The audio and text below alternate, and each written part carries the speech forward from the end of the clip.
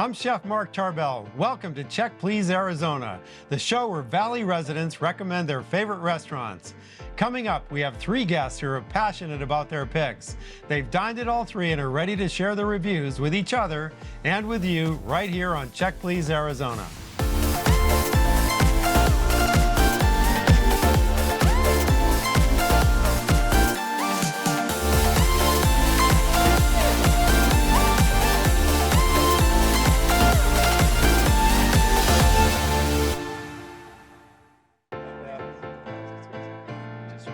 I'm Chef Mark Tarbell. Welcome to Check Please Arizona. In this episode, we're enjoying a bit of Arizona's history and its future. Let's meet our diners. Brooke Morrison is a full-time travel blogger. Her favorite travel buddies are her 2 kids and her husband. She grew up in Prescott and was once in a Super Bowl commercial. Stephanie Jackson is a property manager. She loves to spend her free time exploring Arizona with her husband. But up first is Amora Cienciola's choice. Amora works in event planning at a historic inn in Prescott. Before moving here for good, she spent a lot of time in Arizona and grew to love indigenous cuisine. Her favorite is found in a James Beard Award winner. This is Fry Bread House. Fry Bread House is a unique restaurant, one of the very few restaurants locally that uses fry bread as a main part of their menu. The fry bread was created by Native Americans as a result of the need to create food from the supplies that the government were providing them. And it's just continued to thrive throughout the years. My mother, Cecilia Miller, began the Fry Bread House. I had no question, I had no doubts that the restaurant was going to be successful because everything she put her hands on really did well and really succeeded. My mother, who first received notification that she had received the James Beard Award, was taken back a little bit by it because it really humbled her and thrilled her. When she went to New York to receive the award, it was really spectacular, not only for her, but I believe for the Native American community, because it really recognized what she was able to accomplish, not only for the Native community, but the community at large. Fry Bread House is a unique restaurant that I believe has become a pillar of the community. It really makes you proud that you can offer to people locally, as well as people from various parts of the country, an opportunity to experience Fry Bread House and to learn about the history of fry bread. So Amora, this place is the perfume of Arizona. When you smell that fry bread going, right? Absolutely. It's amazing. It's amazing. So tell me about what you love about it. So just the whole quintessential experience of indigenous food that you can find at the Fry Bread House. Walking in, just the welcome, you're walking into somebody's living room. Yes. And the smell from the kitchen, it was just beautiful. This is your place, but tell me a little bit about what you love there. So, I mean, hands down, the native taco Yes. is my favorite. I think the reason why I like that in particular is just the refried beans are just, it's just simple. A little bit of cheese, a little bit of tomato, a little lettuce, just beautiful, simple, basic. On a and puffy then you piece of fry bread. on the puffy fry bread. And then if you're really, really lucky, they don't burst that bubble. Ooh, that, my favorite. Yeah. Yeah, because the steam comes out a little Yeah. bit. It's like, ooh, baby. Yeah. You're nodding your head, Brooke. Yeah. Stephanie? I'm kind of reliving it right now. You are? You're reliving that happiness? Kind of watering of my mouth going on. Yeah, it was really good. It's awesome. What'd you have, Brooke? So I had the pozole and the beef taco because I like to eat a lot. So, but the pozole was so delicious. They had such big meat chunks in it that I really, really enjoyed. And I actually had leftovers. Oh my So gosh. yeah, and But I'm it's a like big entree portion of meat. I know that chunk. exactly. It's not like little skips and It's like, where's my meat? Exactly. You're not fishing for it or anything. Right. They're coming out big and nice, and it's a good quality meat. So yeah. Tender, juicy, Tender, yummy. juicy, everything it should be. I'm just looking for some pozole. Stephanie, you had some pozole too, right? Yes, I loved Have it. mercy. I loved it so much. I will say it does come in a cup like this, but do not have that cup defy the size. You will get full from it because it's just solid, tender, juicy meat. And when you get the pozole, pozole, they give you lemon and cilantro, and I really recommend putting that cilantro, putting that lemon. That lemon really breaks down like the acidity of the pozole, and it just brings all those flavors all together. Now, you had pozole a lot, and this was a little different for you, right? Yes, because I'm part Mexican, and all the pozole that typically we would have would be the clear white pozole. So when this pozole is from a red sauce, that's typically you would see in menudo, but this was a red pozole. So this was a different palate I ever had before. It really gave me the Native American twist of their version of their pozole. It's not Mexican, it's Native American, but so good. So you also had some taco, right? Yes, I did the native beef taco, but one thing I really like to do, I like to mix it with the green chili and the red chili. So you have to do 2 separate orders. So I do one for my husband, one for us, and then we split it in half so it's the best of both worlds. Yeah, you gotta, it's like yin and yang, you gotta have both. Yeah, I always yeah. say both. Where's the question? Yeah, they're Christmas style. Yeah, there you go. I was always scared of the red sauce, but I actually tried it. My daughter dared me. Yeah. And while it was hot right up there at the front, it just, the heat went away, but the flavor stayed. So I really enjoyed the red salsa. Yeah, it's not too spicy. It's more flavor from all the chilies they use. Exactly. It's not like extremely hot. It's just subtle enough where you just get that flavor. So it's not too hot. And with It's that just lemon, right. that just squirting it over It a little cools it bit, down. it cools it It down. does, but it It's also so bursts yummy. out the flavor. Yes, it does. So you want things to be hot. That's what I love about this place is it is red chili, but chili is supposed to support flavor and not to dominate it. You don't want to go away saying, oh, that was hot. You want to go away saying, oh, that was flavorful. And that's what they do so well there. It's really good. I'm glad your daughter dared you. Yes. That's really cool. Thanks to her. That's why I took the middle child. Okay, dessert. I think you had a little bit of the sweet fry bread. Yes, I did the sweet fry bread. I did melted butter and chocolate, and how I would describe it my. is just like having a chocolate glazed donut, but on a totally different level with this amazing cloud of like air dough that's just so yummy. It is the best. With that butter, yum. Yeah, you had it too, right? I did too. I just had honey powdered sugar, so Yeah, very the classic. traditional. Yeah, the traditional one. It reminds me of the 4th of July for some reason when I have fry bread. And Yeah. it's just, it brings me back. So loved it. Okay, now we're going to talk about service, energy, vibe.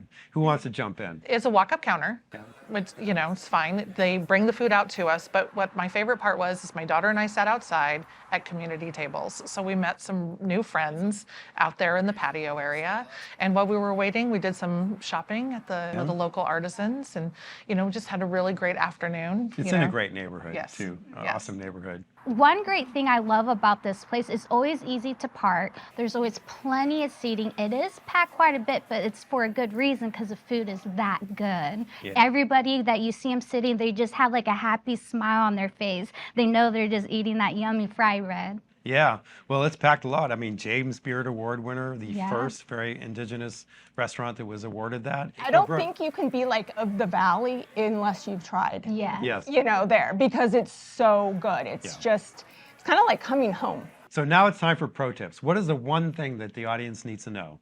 So my pro tip is always buy that second piece of fry bread so that when you're eating your first taco, you have a second taco when it all falls apart. I agree with Amora. Get that second piece of bread and the pozole so you can dip it in and just savor it. It's so yummy. So we're 2 for 2 on second Yeah. piece of fry bread. Yes. I'm 2 for 2 for the pozole. I would say you can't leave without getting the pozole. You have it the next day, and also they make takeout very, very easy. And if you want to try Fry Bread House, they're located on 7th Avenue, just north of Campbell in Phoenix. An average meal costs $22, and they do not take reservations.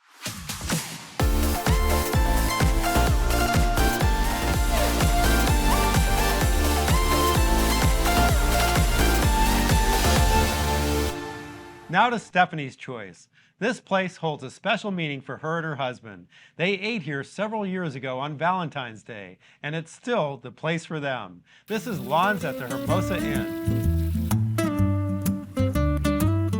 The history of the Hermosa Inn is that this was the original home of the cowboy artist Lon McGarty. It was built in the 1930s, and in 1992, the Unger family coined Lon's as the new name for the restaurant at the Hermosa Inn. Lons is a special place. It's rich in history, it's got a great wine and art culture, as well as an incredible cuisine culture. On the brunch menu, you can find a variety of items like waffles, pancakes, signature egg dishes. Our dinner menu is made up of all globally inspired Arizona cuisine. It's sectioned out into steaks, seafood, some pasta dishes, and incredible spins on classics. Lons' ambiance throughout the day really changes. During the day for breakfast, lunch, or brunch, it's a more casual atmosphere, but in an upscale environment. And then for dinner, it really turns into the white tablecloth, high-end dining service that you would expect from a top caliber restaurant in the Paradise Valley area. The patio here at Lons is unlike anywhere else. Beautiful flowers, incredible trees. The Lysoloma tree here on the patio is a champion tree, so the largest of its kind. And it is just an incredible experience where you can come when the weather's beautiful out and there's tons of space. It is a special place. From the moment guests walk in to when they leave, I want their experience to be an incredible journey of the five senses. The minute they get out of their car at valet, they smell the alligator juniper that we're burning on the wood fireplace. As they walk into the restaurant, they see the beautiful flowers and they have an incredible meal. And I want all five senses to be engaged and satisfied. Stephanie, 3 things: romance, patio, Lons. Go.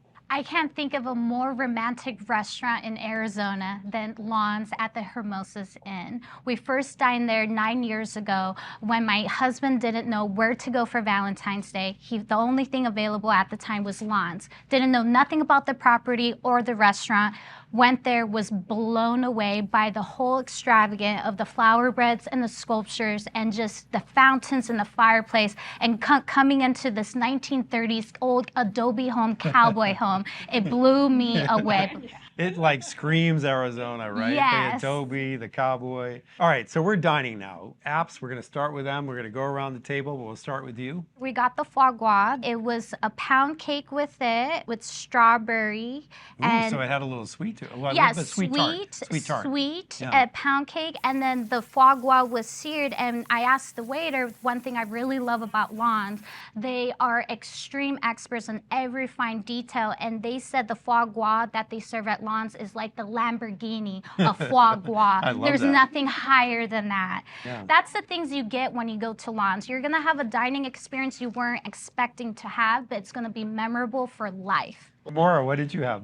So I didn't Wraps. have a starter. I started with a salad and made a little modification and had a cherry vinaigrette. And I will say, like you were saying, it is definitely an experience. And the servers, the server assistant, everybody knows what they're doing and wants to take care of you and make sure that you have a great experience. Awesome. Butter lettuce and tart cherry. I'm gonna love that. Yes. Brooke. So I had the burrata and it was really good and it was served very unique, which I haven't seen before. It was a separate little dish and it was warmer, almost like a fondue consistency, but not quite. And it was really good because you put it on this really crispy little piece of toast, really thinly sliced, and it was just kind of an explosion in your mouth, right? It was good, and I pretty much licked the bowl clean. Yeah, well, as you would with burrata, right? Why not? Why not? What did you have for entrees?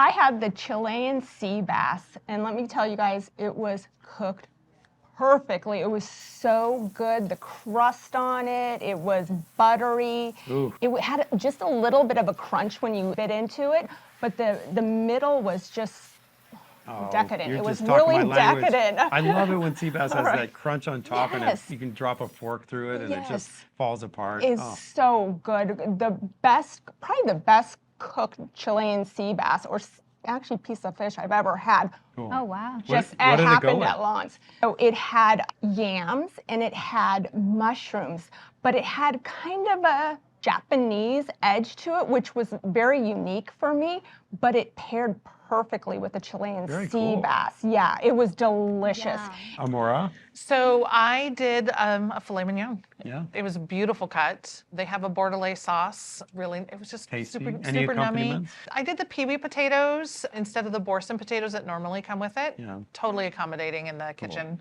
I was really excited, and we'll talk about these Brussels sprouts in a Okay, minute. good. No, Yeah. talk about it Oh, now. okay, You okay, can't make me wait. okay. You're going to make me wait. So these Brussels sprouts, Fresno chilies, peanuts, Ooh. hot honey, Ooh. just Yum. totally the roasted. They were so dummy. And when they came by and they asked if I wanted dessert, I was like, no, I'm just going to finish my Brussels can I have another one of sprouts. those? Just finish Extra my honey. Brussels Thank sprouts. you. Yes, yeah. That's awesome. Stephanie. I also went with the filet, beautiful cut. I didn't go with the same potatoes you went with. I went with the Burzen potatoes, and that was just like a buttery, like a cloud potato that just complemented the filet so well. With the sauce and everything, it's always perfectly cooked, and the steak, it just cuts like butter. Oh, nice. All right, we're going to go to dessert now. Brooke? I had the peanut butter bar, and I asked the server, and he guided me towards that. And it was delicious, and he knew I was going to take some of it home, so he said it was really stable for transportation. And he was right. It was delicious about 5 hours later. Oh, it didn't last till the next morning, apparently. No, it didn't. Stephanie, did you have it? Yes, what we had for dessert was the churro tree. It comes in a beautiful arrangement. Just when it comes out is a piece of art, and I would say these are the best churros I ever had in my entire life. And the reason why is that it is a secret recipe of Lon's. It first originated from their original pastry chef 25 years ago when Lon's wanted to have a staple for a dessert they could have forever. It comes with 3 sauces. The 2 sauces they always have. The first one is from Abuelita chocolate. Be Mexican, I love that. Never seen that before.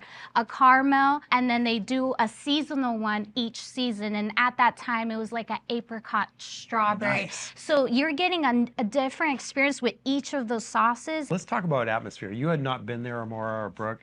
What did you think walking into this place? I loved it. It started right from valet. Really? Just pulling right in, meandering through the walkways over to the hostess stand, being able to see the garden paths and the diners out there. It was just an amazing experience. It's jaw-dropping gorgeous outside. It really is something special. 100%. Also very Arizona. You get a great view of Camelback Mountain. So pro tips now. Yours, Stephanie, it's you. Make sure to valet and have the whole experience of walking into the property, seeing the flowers, seeing the artwork, seeing the patio. Don't cheat yourself. Make sure you valet. So my tip is to talk with the servers. The servers are so knowledgeable, and go with their recommendations because they will not guide you wrong. Cool. Love it. Thanks, Brooke.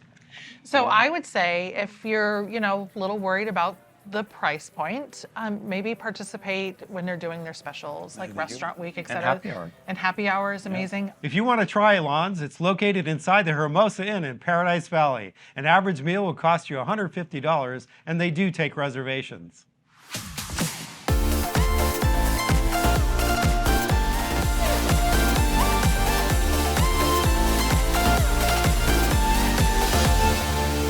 Our last pick is Brooke's. She dined all over the world, but when her feet land on the ground back home, she enjoys comfort meals at her favorite spot. This is Soul Cafe. I would describe Soul Cafe as kind of the heart of the community, a place where you can have breakfast, lunch, and dinner. I think my influences when I created the menu were things that I like to eat, things that I ate myself growing up. Our most popular item on the menu, and it's something we've had since we opened, is our buttermilk fried chicken. I almost didn't even put it on the menu because it just seems so basic, but it's so good. I think our buttermilk fried chicken sells so much and so well is because we make a country gravy out of chicken. It comes with mashed potatoes, it comes with a corn medley that we make, and it's really a great dish, very comforting. Our cocktail program here is just as important as our dinner menu. To me, it is. We've taken a lot of time when we created it. It has a lot of unique items on it. I'm pretty proud of it. The restaurant vibe throughout the day is so different. In the morning, you're gonna find people that are working from a table, working from the bar. And then at night, you have people that come from all over. And they come here and they come dressed up. They are looking more for a more quiet, intimate dinner experience, and you can find that here too. I want my guest experiences to be like they're coming home or they're going to a friend's house for dinner. Being here as long as we have and opening the restaurants that I have, the only way I can do it is because I get up in the morning and I feel I'm gonna get choked up. so grateful that I have this community to come to. And they make me feel so good when I come in here, because without this community, I wouldn't be here. So Brooke, why did you pick this place? I love Soul Cafe because it's a comfort food that we all want in life. And it's like coming home to your little local spot, and it always feels like that, and it's always consistently good. Tell me a little bit about your appetizer. I had a classic caprese, but what was special about this caprese is the olives. They tasted like they were imported, but the finest ones you've ever had. They had this explosion that went with the freshly made pesto, and it just kind of married together, and I'm all about flavors marrying together, you know, when they get in your mouth, and it was just delicious. Tamara. I had the crispy cauliflower, Oh, yes. which Oh, I yeah. just thought was just totally yummy. They had this little cream sauce on the bottom, and then I don't know. My third line is probably the hot honey. Oh, They yeah. had some hot honey on Another it. hot honey. And My God. again, I took that middle child with me out to dinner, and I got her to have a vegetable, and she liked it. Because of the crispy cauliflower. It was like, crispy. who loves the fact that cauliflower is in our lives now? Yeah. me too. It used to be like, Absolutely. no cauliflower for me. Now it's like everywhere. It's everywhere. like Yeah. perfect Yeah. cauliflower rice, cauliflower this. Anyway, Stephanie, what'd you have for an appetizer? So my mom and I went for brunch. We shared the banana bread. The banana bread's so good. Probably my mom said it was the best banana bread she ever had in her entire life. This was our first time coming here, and we're gonna come back just for the banana bread. It was moist. You could tell it was definitely from scratch. Like they made it just that morning, and then the butter, you know, just complemented it. Nothing better when you put butter on buttery banana bread. Yeah. I love Yeah. that. The best. Okay, Brooke, this is yours. What'd you have for an entree? So I had the salmon, and it was really good. It was perfectly cooked. What I really enjoyed about the salmon is what it came with, though, which was almost like a chutney. It had squash with it, it had cranberries, it had nuts. It reminded me kind of Thanksgiving, something you'd want to bulk order and say you made for Thanksgiving, and maybe people would believe you, maybe they wouldn't. It depends how you sell it. Yes, exactly, exactly. It was Oh, delicious. that is really interesting. I would love that. Yeah. And I think that salmon's interesting because when it's got a nice sear on it, it can take a little bit of sweet tart. to it. It Yes. actually likes it. It does. Salmon's interesting like It that. really is an interesting thing, and it's so hard to cook salmon correctly, Yeah. but they did it, and they always do it. They're very consistent, I love which that. is why it's my comfort. Mara, what'd you have? I had a hard time choosing, Mm-hmm. and I decided to go outside my comfort zone and not get the beef stroganoff, not get the chicken piccata. So I got the cod in the olive oil. Oh, The fish was cooked beautifully. They did a really great job with the fish. I really liked the tomatoes and the Kalamata olives. That was nice. I didn't care for the mashed potatoes underneath. I just felt like it was just a little didn't jive. Just wasn't my okay. thing. All right. But We go back to the Kalamatas and you're happy again. but I was happy again. That fish, honestly, it was Yeah. really good cod. So Stephanie, what'd you have? Since we went there for brunch, we got the Too Good to Be True. We got the lemon ricotta pancakes. They said it was their best seller. And it's like the size of like a medium pizza. And I do not know how they could get that pancake so fluffy and so airy, just like a cloud of just lemon heaviness. And it's very light, it's not heavy. So it really complements, you know, with the saltiness of the bacon. And then you got some lemon ricotta pancakes. I mean, where can you even get that? Only the Soul Cafe. You know, I don't know how they did it, but I can say maybe a hack would be they whip their egg whites and fold it in, and then they bake them because that is a way to do that. Yeah. It's sometimes the Japanese do that. It's pretty cool. Actually, really cool. Yeah. All right, we're going to desserts now. Brooke. So for the dessert, and this is a big tip, get their pie, and that's what I had. It was a blueberry pie. They make it from scratch, and it's just a little thing. It's like, I mean, it's not a whole slice or anything. It's just the right amount, and it's so good. The crust, everything, and the blueberries are fresh. It's not like a frozen taste or anything. It's what a blueberry pie should taste like. Oh, Amora. So I had my daughter and I split the cherry pie, and with a scoop of ice cream as well. What's perfect about this pie is it is a little individual pie instead of a slice, so there's enough crust for everybody. And they do make it in-house, so it was amazing. It's sweet, but flaky and buttery. It was really yummy. All right, pro tips, Brooke. If it's your first time dining there, pro tip, get their fried chicken because it's a staple and everyone loves it and they go for it. Order your pie when you sit down because they run out. Okay. Yeah. They're so good. Yeah. Apparently. Such a good tip. That's such a good tip.